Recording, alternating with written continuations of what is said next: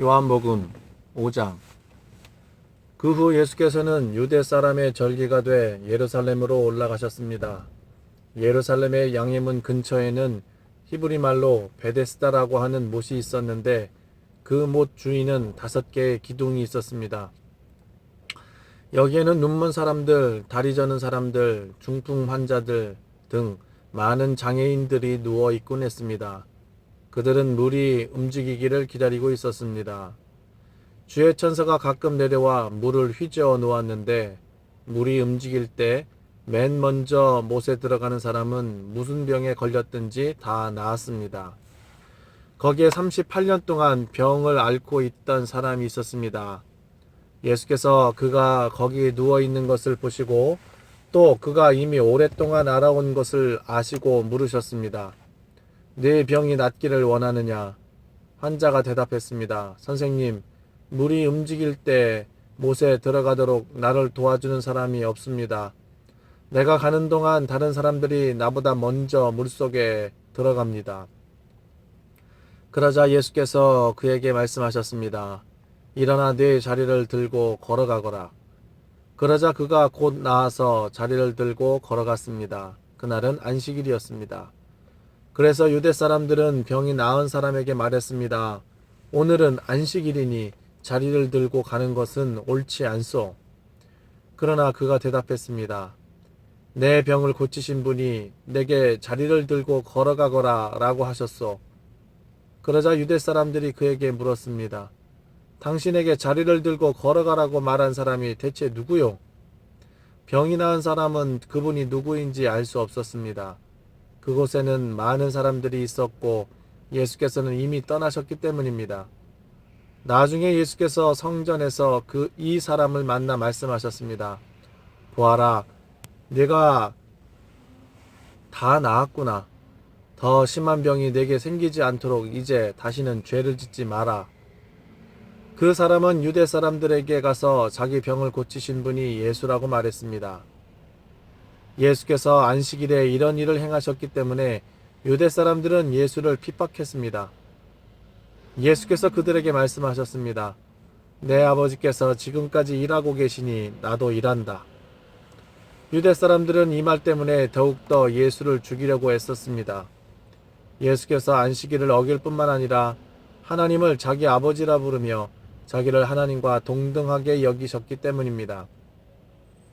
예수께서 그들에게 이렇게 대답하셨습니다. 내가 진실로 진실로 너희에게 말한다. 아들 혼자서는 아무것도 할 수 없고 아들은 아버지께서 하시는 것을 보는 대로 따라할 뿐이다. 아들은 무엇이든지 아버지께서 하시는 일을 그대로 한다. 아버지께서는 아들을 사랑하셔서 하시는 일들을 모두 아들에게 보여주신다. 또한 이보다 더 큰 일들을 아들에게 보여주셔서 너희를 놀라게 하실 것이다. 아버지께서 죽은 사람을 일으켜 생명을 주시는 것 같이 아들도 자기가 원하는 사람들에게 생명을 준다. 아버지께서는 아무도 심판하지 않으시고 아들에게 모든 심판을 맡기셨다. 이는 모든 사람이 아버지를 공경하는 것 같이 아들도 공경하게 하려는 것이다. 아들을 공경하지 않는 사람은 그를 보내신 아버지도 공경하지 않는다. 내가 진실로 진실로 너희에게 말한다.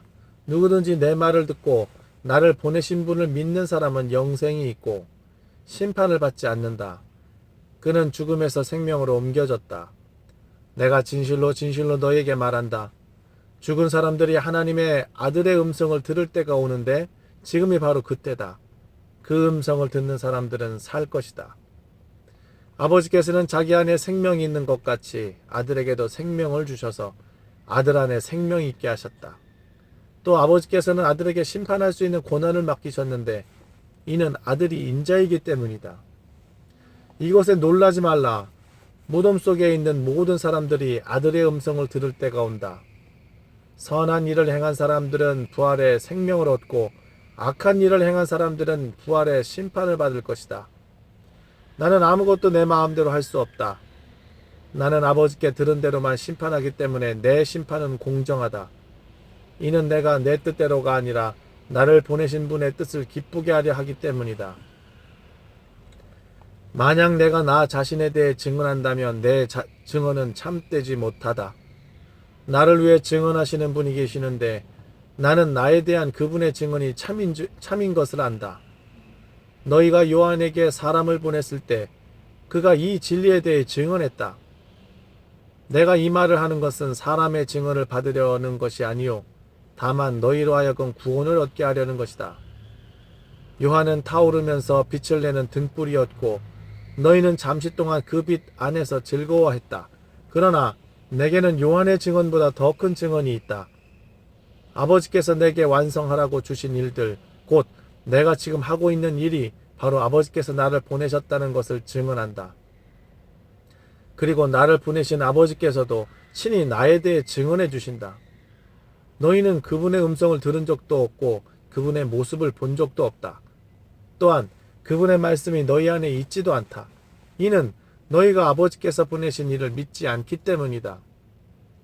너희가 성경 안에서 영생을 얻을 수 있다는 생각에 성경을 열심히 연구하는구나. 성경은 바로 나에 대해 증언하고 있다. 그러나 너희는 생명을 얻기 위해 내게로 오려고 하지 않는다.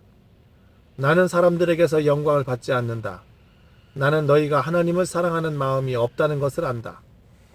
내가 내 아버지의 이름으로 왔는데 너희는 나를 영접하지 않고 있다.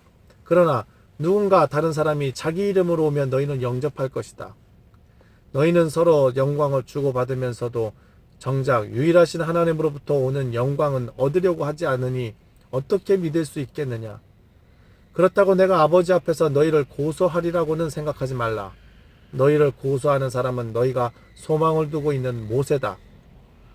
만약 너희가 모세를 믿었다면 나를 믿었을 것이다. 모세가 나에 대해 기록했기 때문이다. 그러나 너희가 모세의 글을 믿지 않는데 어떻게 내 말을 믿겠느냐.